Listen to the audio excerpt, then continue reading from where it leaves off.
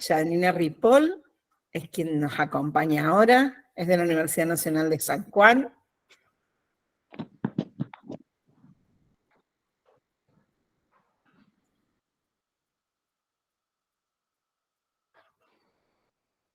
Hola. Hola Janina, bienvenida, muchas gracias por acompañarnos. Por favor, muchas gracias por la invitación. A ver, vamos a compartir. Recién lo probamos. Ahí está cargando, sí. Listo. Perfecto. Ahí se ve muy bien. Bueno, muchas gracias por la invitación. Yo armé la presentación muy cortita, básicamente respondiendo dos preguntas que me pidieron. Recién cuando Analía me presentó, dijo si se podía decir la empresa en la que trabajaba, y sí, trabajo en el proyecto José María, que es una empresa minera para extracción de cobre desde hace 2 años, y anteriormente trabajé durante 15 años en el Estado, en el área técnica, y luego como jefa del sistema de áreas protegidas.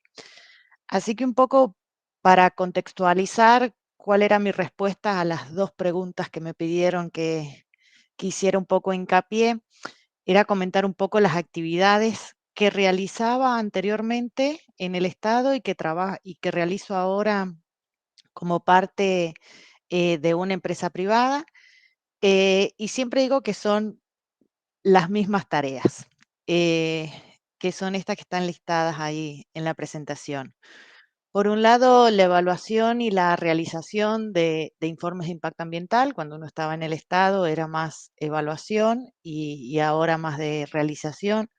Y sobre todo, en ambos lugares era identificar las actividades que van a generar un impacto y cuáles son los aspectos que iban a ser impactados, y por lo tanto de ahí desprender medidas de mitigación, medidas de remediación y de compensación. Después, mucho sobre la evaluación y realización de propuestas de manejo en los dos trabajos, no solamente a nivel de especies, sino también a nivel de ecosistemas. Evaluar y realizar programas de monitoreo de todos los componentes o ambientales, ¿no? Pero específicamente desde lo biológico.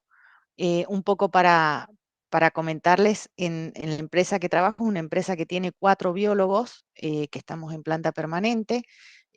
Por ahí muchas veces las empresas mineras no tienen biólogos en sus staff, sino que realizan los trabajos biológicos a través de consultoras.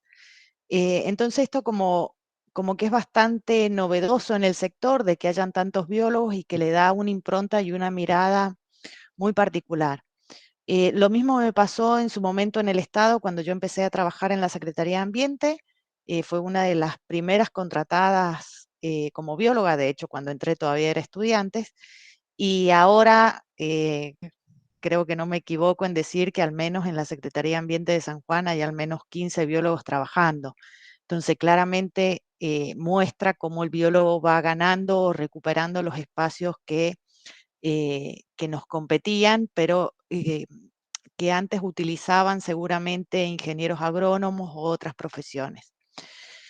Bueno, también he trabajado tanto en el sector público como en el privado, en programas específicos de conservación, nuevamente también a nivel de especies, a nivel de poblaciones, a nivel de ecosistemas. Algo también súper importante que por ahí representa un desafío al momento de recibirnos es tener que gestionar recursos humanos, recursos administrativos y sobre todo recursos financieros. Tener que explicar por qué necesitamos un presupuesto y cómo lo vamos a gastar, y convencer ya sea a un funcionario o a un corporativo de cuánto dinero necesitamos y para qué.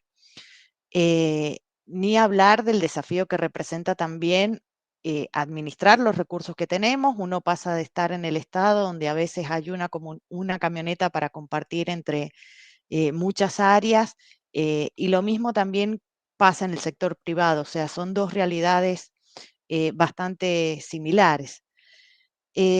Después, la evaluación de indicadores y de estándares, esto lo voy a profundizar un poquito enseguida, pero salir de la carrera universitaria sabiendo que, bueno, cómo tenemos que evaluar la biodiversidad o cuáles son los mejores indicadores para medirlo, y uno a veces se queda solamente con la riqueza de especies, pero sin embargo, luego para hacer gestión de esos recursos es como un dato bastante insuficiente, porque que una especie no aparezca en un monitoreo no significa que hemos realizado un impacto sobre esa especie, sino que simplemente cambiaron algunas condiciones climáticas o el horario de muestreo no fue el adecuado, ¿sí? Entonces hay como que tener un poco de cuidado, pero a veces salimos con esa idea de que la riqueza en biología es lo mejor o el único indicador que podemos tener para evaluar impactos. Y otro tema que también voy a tocar después es la evaluación y realización de informes ambientales, principalmente vinculado, por supuesto, a aspectos biológicos. Una de las preguntas que me dieron a responder era qué contenidos fueron significativos para los diferentes aspectos de mi vida profesional. Y en esto creo que la carrera de Biología de San Juan, que teníamos una orientación en ecología, donde en quinto año teníamos muchas materias vinculadas al manejo o a la gestión de recursos naturales, me permitió tener como una mirada muy integral, no solo a nivel de paisaje, sino también ecosistémico, pero también vinculados con otras disciplinas. O sea, cada vez que teníamos que evaluar en la Secretaría de Ambiente, o me pasa también ahora en la actividad minera, uno no mira la especie, sino que mira el contexto en el que está y cómo interactúa con otros parámetros, que eso es lo que pasa realmente en la realidad. O sea, está la geomorfología, está el clima, está la geología, la hidrología. Entonces, y sin duda están las actividades humanas. Entonces, esa mirada holística que teníamos en la carrera de Biología de San Juan, creo que me permitió aplicarla y desempeñarme durante los años que estuve en el Estado y también en lo que estoy ahora. Es un poco lo más importante que rescato a nivel de contenidos. Después también tuvimos, si bien yo cursé hace, no sé, como 20 años la carrera, pero tuvimos algunos aspectos vinculados con la evaluación de impacto ambiental. Entonces, si bien fue un tema con los que primero me choqué cuando ingresé al Estado, tenía algunos contenidos mínimos y bastante básicos, pero bueno, era algo que me permitió, digamos, tener un punto de partida para ponerme a indagar un poco más al respecto y a estudiar un poco más al respecto. Em, bueno, y como dije recién, los contenidos que teníamos un poco vinculados con ecología, pero con esta mirada a nivel ecosistémico, creo que fueron súper valiosos. Y otro aspecto importante es que teníamos trabajos o salidas de campos integradores. Entonces integrábamos varias materias al momento de salir al campo, entonces lograba mejorar esa visión que teníamos un poco más holística de lo que estábamos interpretando o mirando en el campo. Y también, que lo que mencionó recién Juan Manuel, habíamos tenido contenidos en algunas materias vinculados a la ética ambiental y la ética profesional, y se podrán imaginar que son dos temas fundamentales que tienen que ser el eje de la actividad profesional, que lo apliqué muchísimo en el Estado y muchísimo ahora en el sector privado. Y también teníamos mucha interacción, tanto en proyectos de investigación como en salidas de campo con otras disciplinas. Y eso creo que es fundamental, porque tal vez aquellos contenidos que no vimos en su momento, por ejemplo, no teníamos legislación ambiental como una materia y tampoco lo veíamos como algún contenido integrado en alguna materia, pero sí al interactuar con otras disciplinas, eso permitía que tuviéramos al menos un esbozo o un punto de partida para luego proseguir. Varios de esos contenidos han sido ya incluidos en la currícula, al menos en la provincia de San Juan, así que creo que en eso estamos un poco más adelantados. Y la otra pregunta que me pidieron responder es qué contenidos mínimos consideraba yo que debían incorporarse. Y aquí me salió un poco solamente de la temática legislativa y quise incorporar algunas otras cosas. Primero, bueno, que lo comentó María Eugenia y también Juan Manuel, la importancia de tener un marco legal ambiental vinculado a la gestión de recursos. ¿Sí? María Eugenia mencionó el tema de tramitar permisos. Bueno, Juan Manuel también lo mencionó, o sea, cuando salimos o egresamos no sabemos dónde tenemos que, primero no sabemos que tenemos que tramitar un permiso, por ejemplo, para ir a tomar muestras para hacer un herbario o para ir a tomar muestras para nuestras tesis. Segundo, por lo tanto, si desconocemos ese trámite, estamos desconociendo totalmente la legislación. Sobre todo, por ejemplo, si vamos a trabajar o tomar esas muestras en un área protegida o vamos a ir a hacer una visita a un área protegida. Pero también es importante al momento de trabajar en la gestión, o sea, qué marco legal necesitamos, por ejemplo, para aplicar un plan de gestión o un plan de manejo de una especie en particular. Por otro lado, conocer al menos algunos de los tratados internacionales que estén más vinculados con la gestión de recursos. María Eugenia mencionó, por ejemplo, el protocolo de Nagoya, donde ahí se incluyen mucho los recursos genéticos que en muchas legislaciones no están contenidos, por ejemplo, en la legislación ambiental de San Juan. Hay una ley que es de flora, fauna y áreas protegidas, pero no incluye los recursos genéticos.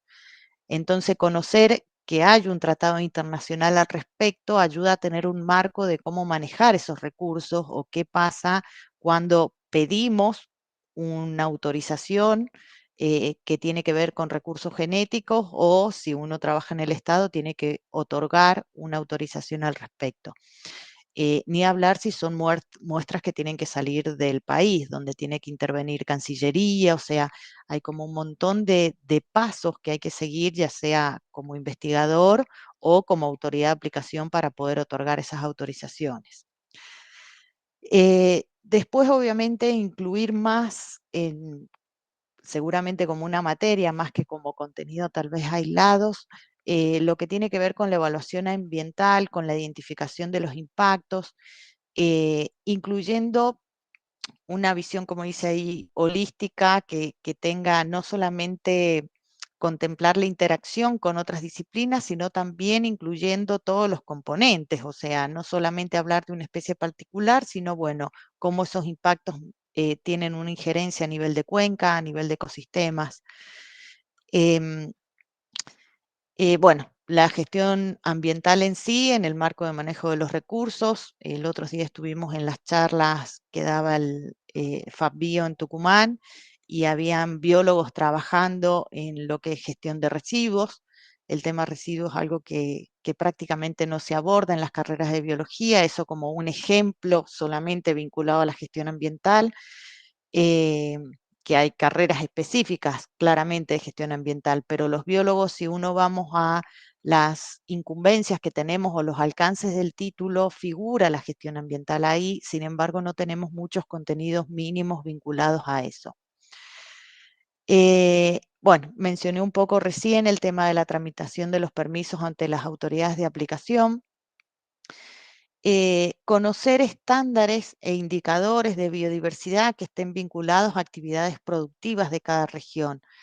Y por lo tanto también conocer las actividades productivas de cada región. O sea, a veces en la carrera nos enfocamos mucho a, bueno, cuáles son las provincias fitogeográficas de mi provincia o las ecorregiones o la flora y la fauna en particular, pero bueno, ¿cuáles son las actividades productivas que realiza mi provincia? ¿Cómo el biólogo podemos aportar a que se desarrollen esas actividades productivas con el mínimo de impactos posible para la biodiversidad, que es el área que nos compete a nosotros? Y después, ¿cuáles son los indicadores que cada una de esas actividades productivas conoce? Porque uno tal vez conoce mucho sobre los ODS, pero hay otros indicadores propios de cada actividad. Por ejemplo, a mí me ha pasado conocer, ahora que estoy en la actividad minera, hay muchísimos estándares internacionales que las empresas que cotizan en la bolsa necesitan cumplir. Y todos esos estándares, el fuerte es la seguridad y la biodiversidad. Algo que realmente sorprende, porque uno por ahí desde lejos mira, qué sé yo, la actividad minera como una actividad impactante, pero en realidad los estándares que deben cumplir las empresas para conseguir financiamiento hacen muchísimo hincapié en la protección de la biodiversidad. Entonces, entramos a trabajar en el sector privado sin conocer cuáles son esos estándares y cómo los debemos medir. Así que facilitaría mucho el trabajo del biólogo. Y entiendo que también, por ejemplo, las bodegas tienen también estándares vinculados. O sea, todas aquellas empresas que tienen que pedir dinero externamente, ya sea accionistas de distinto tipo, un banco mundial, o sea, o adquirir bonos a nivel extranjero, tienen que cumplir con muchos requisitos ambientales. Así que, y sobre todo biológicos.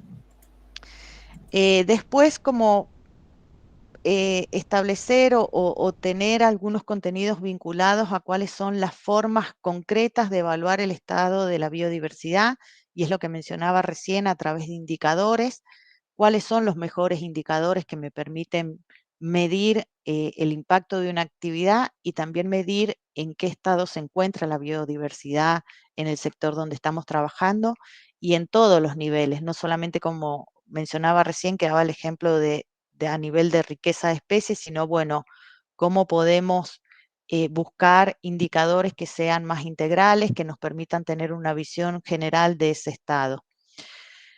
Y algo importante también para practicar con los alumnos es la elaboración de informes, de notas y de documentos de síntesis. Mencioné recién que una de las tareas que he tenido en los dos sectores es pedir financiamiento, tramitar presupuestos, manejar personal. Y me he encontrado, digamos, con chicos recién recibidos que uno le dice, bueno, hace una nota y no saben realizar una nota para una autoridad, ni hablar de pedir un presupuesto, y son cosas sencillas que podemos darles a los alumnos. O sea, más allá de que, por ejemplo, realizan un trabajo de campo y tienen que realizar un informe técnico al respecto, bueno, ¿cómo con ese informe técnico podrían tramitar un presupuesto para que sea financiado? ¿Cómo pueden mostrarlo a una autoridad o a un corporativo, si fuera el ejemplo de una empresa, para que les otorguen ese financiamiento para poder conseguirlo? O sea, ninguna autoridad y ningún corporativo lee un informe de 100 hojas. Entonces, ¿cuáles son las estrategias que pueden utilizar para poder llegar, por así decirlo, ablandar el corazón mal y pronto, y conseguir ese financiamiento?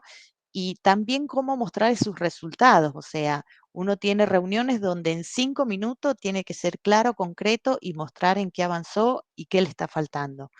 Entonces, hay que sacar un poco la idea, si bien es súper importante, informes estadísticos y medir con distintos índices, distintas formas de evaluación, pero también hay que enseñarles a sintetizar esa información y a cómo mostrarla para conseguir los objetivos que uno quiere. Y bueno, y por último, un poco llevarlos a problemáticas o a resolver problemáticas más de la vida cotidiana, o sea, y que tienen que ver un poco con lo que la sociedad está esperando del biólogo. Lo hemos vivido en el caso de la pandemia, lo vemos con enfermedades sanitarias que creo que lo han abordado también en otras reuniones del CIPET, qué sé yo, por ejemplo, el dengue, el COVID. ¿Cuál es el rol del biólogo y qué elementos les estamos dando desde nuestro dictado de los contenidos para que ellos puedan abordar y resolver esas problemáticas?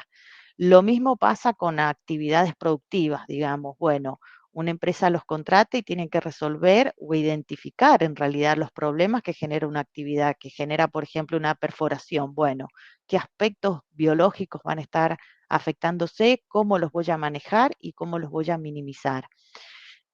Cuando uno comienza a exponerlo al alumno ante esas situaciones, fácilmente ellos tienen que empezar a pensar en las soluciones, digamos, cuál es la legislación que tiene que aplicar, cuál es el manejo concreto que va a dar, va a tener que tramitar permisos, no va a tener que hacerlo, cómo va a proceder, cómo va a informar luego esos resultados. O sea, con una simple actividad tal vez puede ser como transversal a un montón de aristas y contenidos que se pueden ir enlazando. Y esa es la última. Era como súper corto.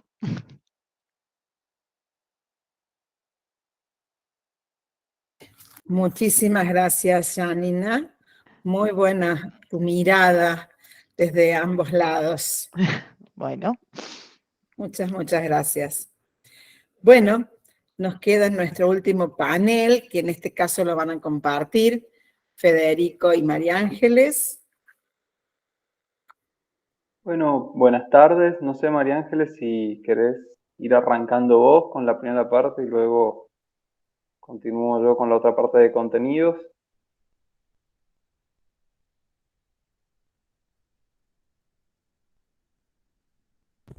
Sí, ahí está. Tenía un problema técnico. ¿Me escuchan? Sí. Se escucha. Perfecto. Ahí comparto la presentación. Dale. Gracias a ambos por sumarse. En este momento no podía estar Ceci, pero bueno, ella es la que hizo el contacto para que ustedes hoy puedan acompañarnos. Muchas gracias por la invitación. Al contrario. Ahí voy. Ahí estamos. Ustedes me dicen si se ve. Voy a poner pantalla completa y voy a dejar de ver cualquier cosa. Me chiflan. Sí, ahí se está comenzando a ver. Sí. Bien. Bueno, buenas tardes a todos, a todas. La verdad que es un gusto compartir. Nos toca, la verdad que después de haber escuchado a los otros colegas, es interesante porque también nos da ahí una plataforma para comparar y bueno, ahora vamos a ver que hay muchas cosas en común entre las charlas anteriores y nuestra presentación. Nosotros venimos a contarles la experiencia de un seminario que empezó siendo así un seminario y no una materia, en Derecho Ambiental, y que luego fue incorporando otras temáticas que se fueron sumando a partir de la necesidad de ver en la experiencia que era necesario incorporarlas. Me dio risa cuando vi la presentación de Juan Manuel, la línea de tiempo, dije, bueno, se ve que tuvimos la misma idea en cómo presentarlo. Simplemente para contarles también, como Janina Ripoll recién les comentaba, nuestra carrera de licenciatura en Biología en San Juan, desde su inicio en el 96, incorporó en el quinto año las materias de manejo. Eran manejos de fauna silvestre, de áreas protegidas, de bosques y pasturas y de recursos hídricos.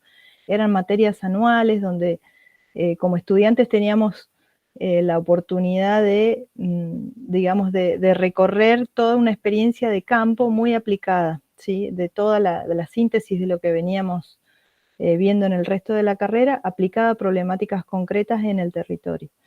Eso ya fue un puntapié inicial para tener esta mirada más integral de la que también hablaba Yani. En el 2012 se realizó un cambio en el plan de estudios a partir de la inminente acreditación de la carrera y bueno, y ahí se tomó la decisión, se discutió y se tomó la decisión de sostener esta mirada aplicada, que bueno, que es bastante particular de la licenciatura en Biología de San Juan, lo cual creo que es un acierto. Y bueno, y además en esta nueva versión del plan se incorporó la posibilidad de hacer en quinto año de tener 3 materias optativas. Entonces empezaron a desarrollar a partir de la aplicación en 2016 de ese quinto año las primeras materias optativas en el plan. Con Federico, que es abogado, como ya habían presentado al inicio, nos conocimos a partir del desarrollo de un proyecto de investigación interdisciplinario que tenía que ver con la problemática de la falta de demarcación de la línea de ribera del río San Juan y las consecuencias socioambientales que eso trae, ¿no? Esto nos permitió, digamos, visualizar un poco la problemática, trabajar con geólogos, con otros abogados, con colegas historiadores y ver un poco la necesidad de que ni en la carrera de Derecho de la Facultad de Ciencias Sociales, ni en la carrera de Biología teníamos un espacio curricular a donde pudiéramos tratar las cuestiones de legislación ambiental. Federico ya se estaba dedicando a eso antes de recibirse incluso de abogado, entonces la verdad que fue una sinergia, y entonces en 2020 arrancamos con todo para hacer el seminario de capacitación en Derecho Ambiental, que bueno, nos encontró con la novedad de que tuvo que ser virtual, pero eso no impidió que lo realizáramos, y que luego, 2 años después, pudiéramos hacerlo ya incorporándolo como materia electiva para la licenciatura en biología. En ambos casos todo esto fue a través de los consejos directivos y con apoyo de la Secretaría de Extensión, de los departamentos y con resolución. Nos parece interesante comentar que tenemos, digamos, esto está armado de una manera colegiada porque los invitados, invitadas, provienen de múltiples disciplinas y de múltiples instituciones. Tenemos, digamos, si bien nosotros somos los 2 coordinadores del seminario, creo que en casi todos los encuentros tenemos invitados de otras facultades, de organizaciones de productores, de la agricultura familiar, campesina indígena, del Consejo de Participación Indígena, colegas comunicadores, abogados de la Fiscalía de Estado, de la Secretaría de Agua y Energía y de la Secretaría de Ambiente y Desarrollo Sustentable del Gobierno, del Departamento de Hidráulica, porque la idea desde el principio fue abordar las problemáticas vinculadas al derecho ambiental y a los conflictos ambientales, digamos, de primera mano con sus protagonistas. Y esto también es muy interesante y tiene su complejidad en el dictado y en la metodología a aplicar. Y es que tenemos estudiantes no solamente de biología, si bien es una materia optativa para la carrera, sino que también vienen estudiantes de Derecho, de Sociología, de Comunicación, de Ingeniería Agronómica. Entonces, y a su vez también hemos tenido estudiantes que son extra universidad, porque al ser un seminario están habilitados también a cursarlo. Esto le imprime una diversidad muy interesante que nos da miradas desde distintas perspectivas y a la vez el desafío de esto que comentaba Juan Manuel, cómo hacemos para poder trabajar con, por un lado, la terminología jurídica que a nosotros los biólogos nos resulta durísima y tenemos que familiarizarnos con esas nuevas terminologías. Los trabajadores sociales que estaban con una cara de turco en la neblina, nosotros también, bueno, era una cosa, la verdad que muy compleja, pero interesantísimo cómo cada uno aporta su mirada. Bueno, y ahora Fede les va a comentar un poquito cómo está estructurada el seminario. Bueno, buenas tardes, reiterar los agradecimientos para todos y todas, en especial para los organizadores por la invitación. Un poco escuchando también las exposiciones anteriores de María Elena, de Juan Manuel, bueno, de Janina, con Janina ya nos conocemos, compartimos provincia. Uno puede notar algunos puntos en común, pero también algunas diferencias y cosas que un poco enriquecen a la hora de pensar algunas modificaciones en este proyecto que encaramos. Originalmente, en realidad, está pensado en 6 módulos, sus contenidos están estructurados así, y hemos ahí, digamos, agregado una especie de, podríamos decir, submódulo por la especificidad. En realidad está dentro de uno de los módulos, que es la parte de comunicación. Dentro del primer módulo, bien, lo que nosotros vemos son las nociones básicas del derecho ambiental y una parte histórica del reconocimiento del derecho ambiental en la Argentina, con obviamente cierta influencia de ciertos movimientos internacionales, convenios internacionales, previos incluso al reconocimiento en nuestra Constitución Nacional, y también la parte histórica del reconocimiento de este derecho en la provincia de San Juan, que como pasa con muchas de las provincias, sobre todo las que entraron en la ola de reformas constitucionales provinciales de la década del 80, reconoció ante los derechos colectivos que la Constitución Nacional. San Juan es uno de esos casos. Nuestra Constitución provincial actual es de 1986 y ya allí se reconoció el derecho a un ambiente sano, incluso con algunas implicancias bastante amplias. Podríamos llegar a verlas hasta más amplias que en lo que es en la Constitución Nacional actual y en el 41. Entonces, la primera parte nosotros tratamos de darle un enfoque, si bien por supuesto conectado con los derechos, pero darle un enfoque más histórico y ver cómo los derechos también, en cuanto a su reconocimiento, son fruto de distintos conflictos sociales, de distintas posiciones al interior de nuestras sociedades, bueno, de disputas sectoriales, etcétera. Tratar de alguna manera, desanclar al derecho de esta idea de neutralidad ajena a la realidad socioeconómica y también al resto de los conocimientos científicos y de otros saberes que hay en la sociedad, y bajarlo como un producto un poco de todo eso. Bueno, eso es un poco la idea del primer módulo. Ahí vamos a pasar a la otra. Joya. Cuando ya entramos en la parte en sí de derecho ambiental constitucional y también de la dimensión internacional del derecho ambiental y del derecho de aguas, que los separamos porque cada uno tiene un campo de especificidad propia, lo tratamos de ver con una perspectiva en cuanto a conflictos entre derechos. En general, podemos ver diferentes posiciones sobre si existen o no en el ordenamiento jurídico conflictos entre derechos. ¿A qué voy con eso? Que hay una posición un poco más ortodoxa dentro de la doctrina jurídica que sostiene que en pos del principio lógico de no contradicción y de cómo está ordenado el derecho, en realidad no hay propiamente conflictos en el contenido de los derechos, sino falta en todo caso de una delimitación exacta hasta dónde comprende cada derecho. Pero bueno, nosotros un poco ascribimos a una posición contraria a eso, que es que en realidad los derechos, justamente al ser resultado de luchas sociales, reconocimientos a partir de ello, y tener un contenido bastante abierto y en algunos casos difuso y de carácter progresivo en lo que hace a los derechos humanos, es decir, avanzando en su contenido, pueden llegar a entrar en un conflicto entre sí. Entonces tratamos de analizarlo a partir de ese paradigma de ver cuáles serían los mecanismos legales, pero la importancia de los conocimientos científicos de otras áreas para resolver estos conflictos de derecho.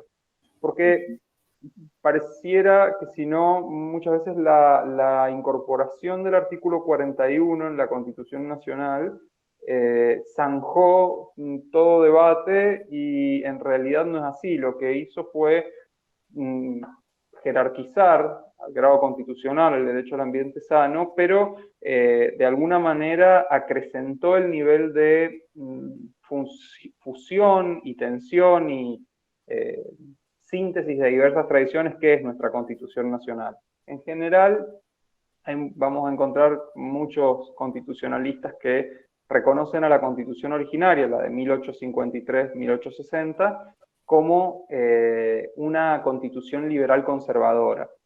A partir de las reformas, sobre todo la del 94, el ingreso de los tratados de derechos humanos y de derechos colectivos, bueno, aparece más fuerte todavía el constitucionalismo social y el constitucionalismo colectivo en esa base liberal conservadora. Pero esa base no solo que por supuesto no desaparece, sino que se ha mantenido incolume, sin modificarse. Entonces, lo que nosotros tratamos de abordar acá es cómo el derecho al ambiente sano puede efectivamente entrar en conflicto con el derecho a la industria lícita o con el derecho al ejercicio de la propiedad. Si bien todos los derechos son susceptibles de reglamentación, a veces las propias reglamentaciones no alcanzan para delimitarlos exactamente, o a veces justamente el reglamentar un derecho, el buscar asegurar uno, puede terminar impedir en parte el ejercicio de otro. Y el punto es, bueno, hasta dónde estas soluciones son proporcionadas,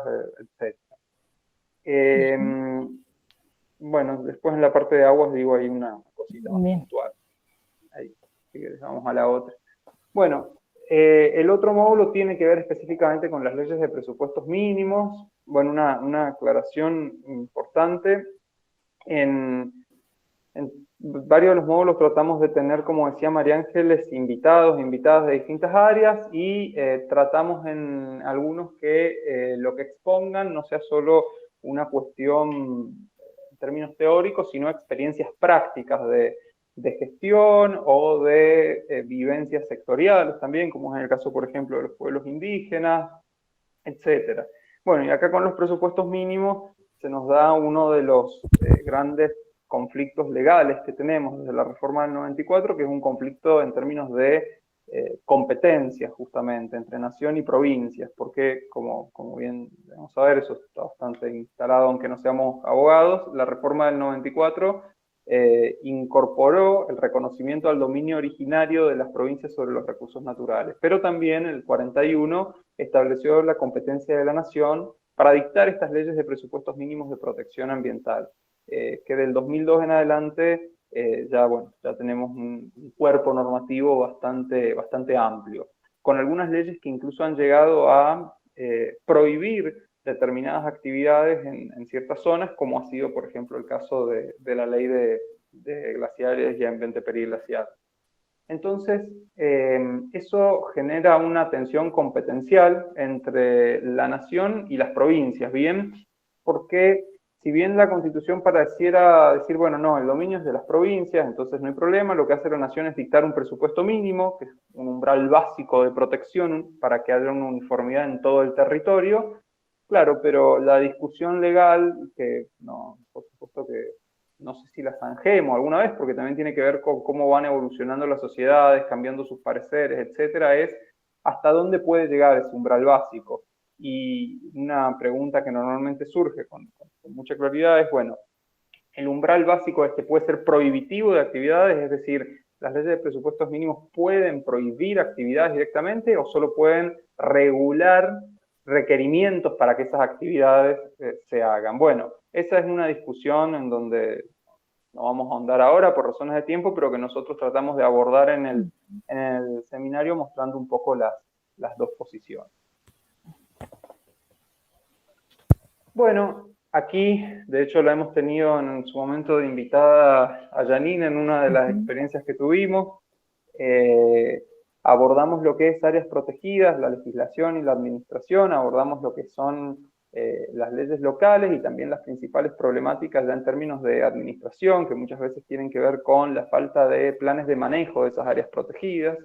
Entonces, aquí, como hablaban un poco cuando trataban la normativa nacional, aquí también se puede dar el hecho de que haya un área protegida bajo dominio privado. Bien, de hecho tenemos algunos casos, o sea, eso está contemplado en la legislación, pero el punto es que en muchos casos, o la principal problemática con que nos encontramos a nivel legal, es que cuando no tenemos planes de manejo de estas áreas protegidas, no queda claro hasta dónde llega la limitación al propietario, bien al titular dominial, al privado en este caso.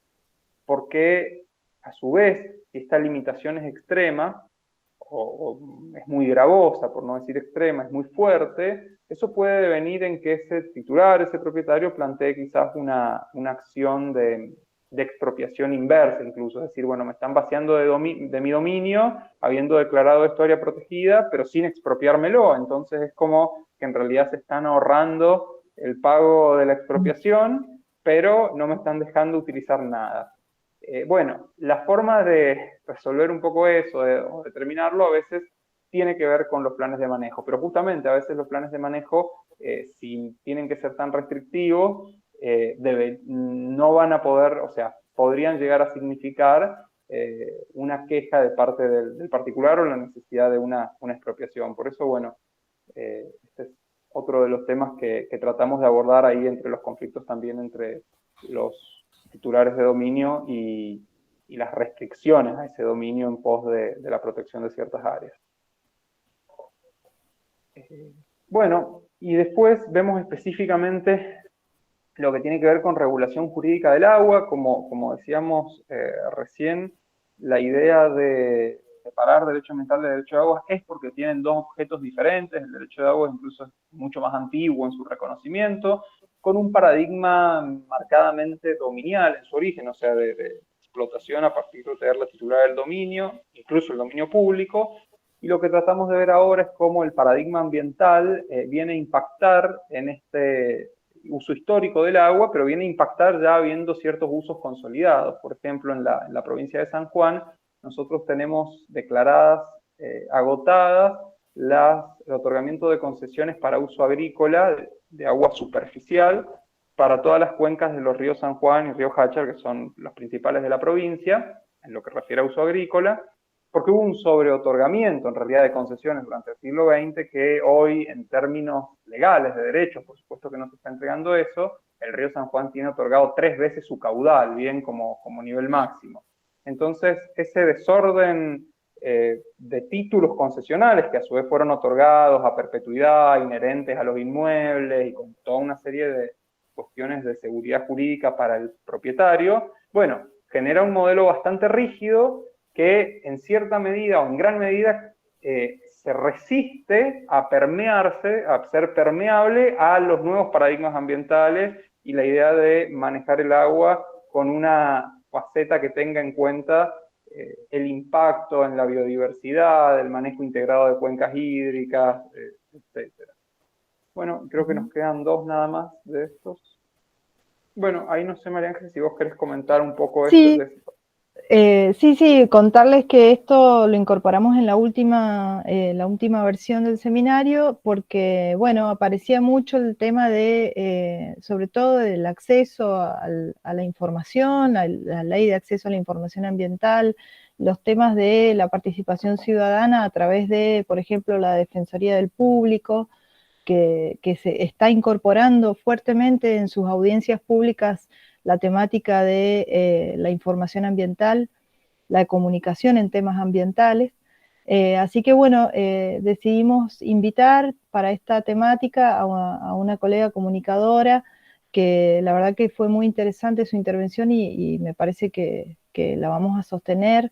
Queda incorporada a la temática de manera de poder, por un lado, conocer cuáles son las leyes a las que tenemos acceso como ciudadanos en general para poder opinar y digamos, cómo también los medios de comunicación manejan la información ambiental, cómo la manejan y cómo podría mejorarse, que hay mucho para mejorar respecto a ese manejo de la información ambiental.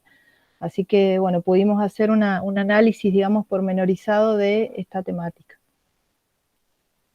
Bueno, y para cerrar con un meme que utilizamos en las clases, lo usamos para referirnos ahí en este caso al derecho humano al agua, pero en general se podría usar para el derecho al ambiente sano también y para muchos derechos colectivos, que el reconocimiento de estos derechos están en nuestro orden normativo a nivel superior, es decir, en el bloque federal de constitucionalidad, ya sea como el derecho al ambiente sano en la Constitución misma o el derecho humano al agua que surge a partir de los tratados internacionales de derechos humanos con jerarquía constitucional, se enfrenta a ciertas dificultades fácticas, ¿no? Como sobre todo en los estados que estamos en una situación de vías de desarrollo no desarrollados, de subordinación en el orden geopolítico, bueno, como lo queramos catalogar, depende a qué visión adherimos, pero que claramente no estamos beneficiados en términos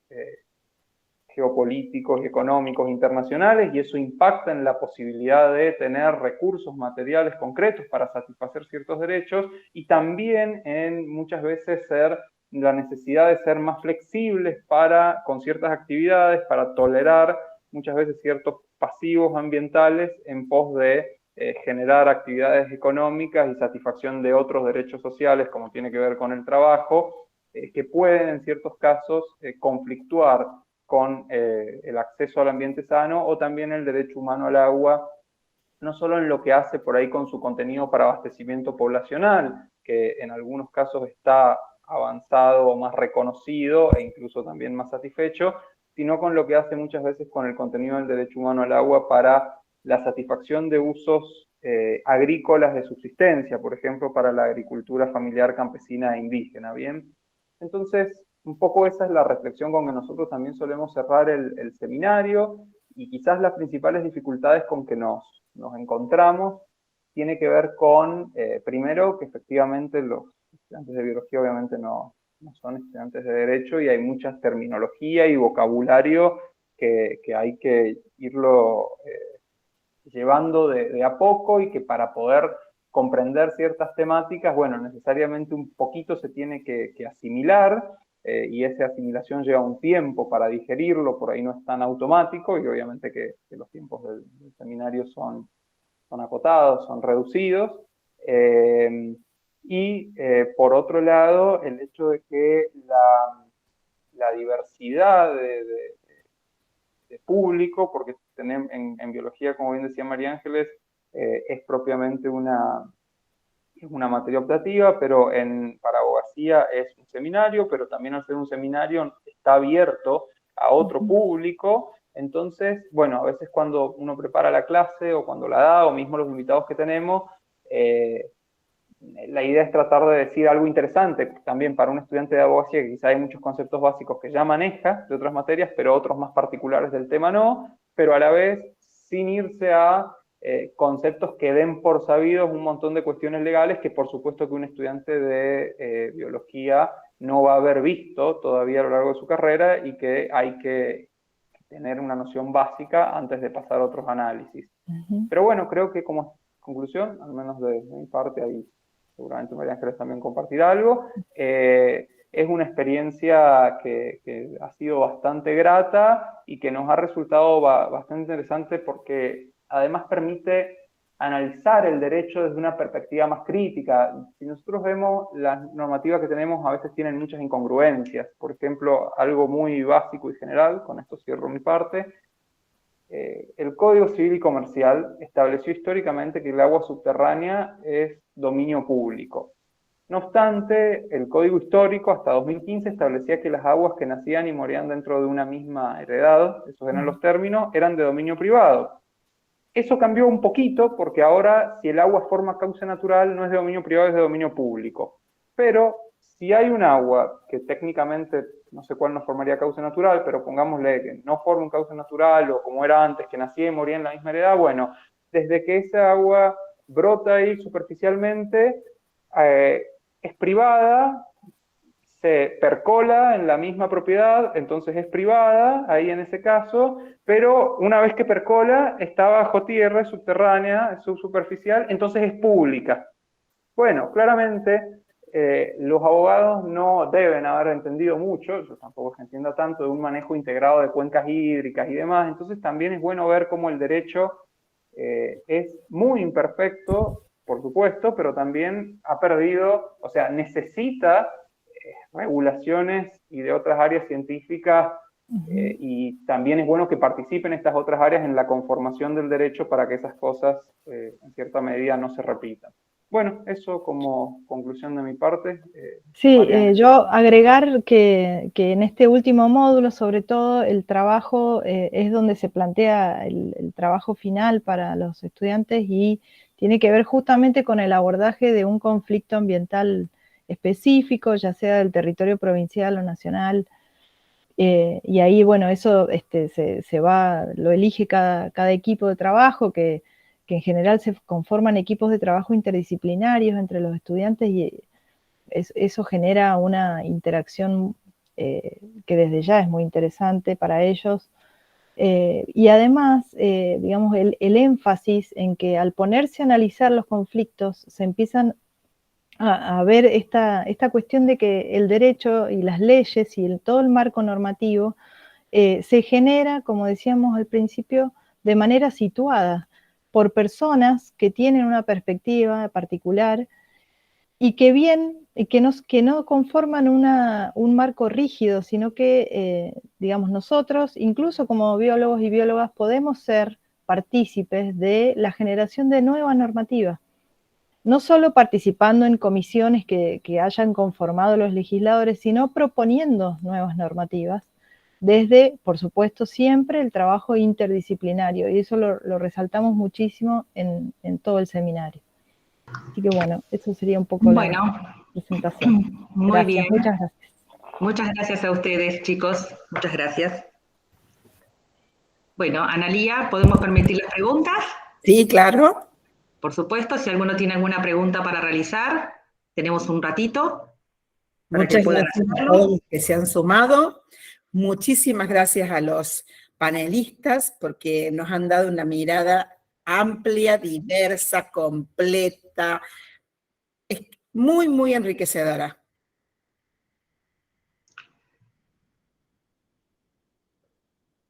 En el chat no había preguntas hasta recién. ¿No? Quedaron todos completos. Sí, sí. Solo agradecimientos. Solo agradecimientos y felicitaciones a Para todos todos. por compartir sus experiencias.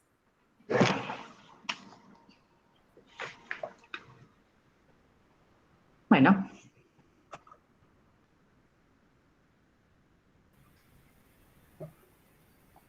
José. Parece que no tenemos preguntas. No sé, Janina, vos en ¿Cómo algún momento sigue? querías... Dice María Laura. María Laura, ¿cómo sigue qué? En este momento podemos tener preguntas. Marcelo les pregunta si a María Ángeles y a Federico si incluyen en el seminario Derechos de la Naturaleza. ¿Vas vos, Fede? Sí, como quieras. Sí, incluimos el debate, sí. O sea, en Argentina técnicamente no es tan reconocido, pero sí incluimos alguna legislación comparada y ponemos en debate también eso con la situación actual y lo que podría ocurrir. La mirada del buen vivir, ¿no? De los ejemplos de Bolivia que tenemos, por ejemplo, de Ecuador, algunas otras perspectivas distintas a la de nuestra legislación nacional.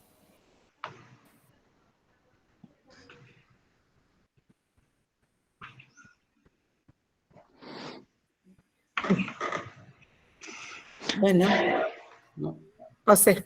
Bueno, parece que no tenemos pregunta, entonces, bueno, agradecemos nuevamente a todos los panelistas, muy claras las exposiciones. Seguramente ahora vamos a tener que trabajar bastante los biólogos porque ahora tenemos que plasmar parte de lo que dijeron en nuestros planes de estudio y eso es un desafío para los próximos meses seguramente antes de que nos toque la acreditación. Así que bueno, agradeciendo desde el CIPEB nuevamente a los panelistas porque nos abrieron bastante la cabeza y ahora tenemos una tarea muy ardua y seguramente vamos a estar pidiéndoles algunos consejos, seguramente, así que van a estar puestos después los contactos, así la gente si tiene necesidad de algunos planteamientos que se puedan hacer, bueno, consultarlos a ustedes y bueno, desde el CIPEB muchas gracias a los que estuvieron hasta este momento participando y bueno, seguramente el próximo taller lo vamos a alargar desde Salta en pleno plenario de CIPEB, así que bueno, ese va a ser también un desafío porque va a ser otra forma distinta, lo vamos a alargar desde el aula híbrida de la Facultad de Ciencias Naturales y bueno, vamos a ver cómo sale. Así que lo vamos a esperar seguramente para el 7 de junio. Así es. Muchísimas gracias a todos, muy amables, por estar de ese lado, por acompañarnos, por seguirnos.